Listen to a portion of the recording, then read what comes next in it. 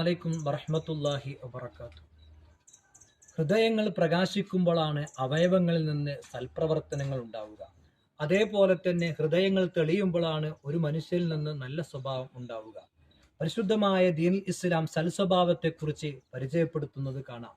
ഒരു സത്യവിശ്വാസിയുടെ തുലാസിൽ അന്ത്യനാളിൽ ഏറ്റവും ഭാരം തൂങ്ങുന്നതും അതേപോലെ തന്നെ സ്വർഗപ്രവേശനത്തിന് നിദാനമാകുന്ന കാര്യം അത് സൽസ്വഭാവമാണ്.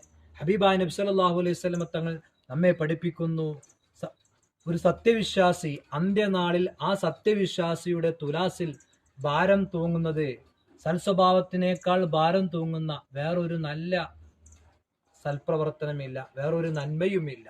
അപ്പൊ നന്മയാണ് ഒരു വിശ്വാസിയുടെ തുലാസിൽ ഏറ്റവും കൂടുതൽ ഭാരം തൂങ്ങുന്നത്. മറ്റൊരു ഹദീസിൽ കാണാം, ഒരു മനുഷ്യൻ സ്വർഗത്തിൽ പ്രവേശിക്കാൻ കാരണമാകുന്നത് അത് സൽസ്വഭാവവുമാണ്, അതേപോലെ തന്നെയാണ് അള്ളാഹുവിലുള്ള തഖ്വയുമാണ് ഒരു മനുഷ്യൻ സ്വർഗത്തിൽ പ്രവേശിക്കാൻ കാരണമാകുന്നത്.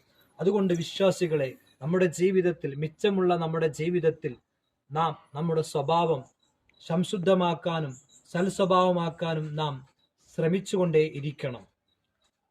ഉള്ള സമയം മറ്റുള്ളവരെ കുറ്റം പറഞ്ഞ് നമ്മുടെ വിലപ്പെട്ട സമയം നഷ്ടപ്പെടുത്തരുതെന്ന് ഓർമ്മപ്പെടുത്തുന്നു.